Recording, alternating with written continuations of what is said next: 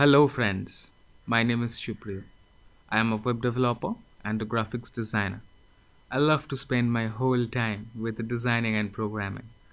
Love to learn new technologies and also love to share knowledge.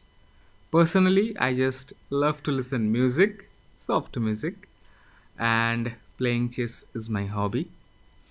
And regarding this course is designed for everyone, whether you want to learn Illustrator from scratch, or you want to grow your Illustrator design skill, or if you want to design crazily awesome stuff like awesome logos, flowers, mandalas, interesting shapes, etc. etc. Now you can start taking lectures one by one. No hurry, as you have this course for lifetime. But at any point, if you feel like you need any help from me regarding this course, like say if you have a query regarding this course, or you have an issue understanding some concept, feel free to convey via QA section or you can message me. So that's it. Enough intro about me and this course.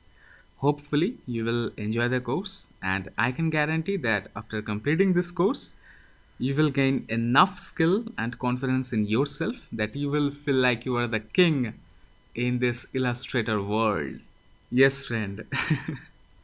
So that's it. See you in our next lecture, Illustrator Interface. Till then, have fun. Take care.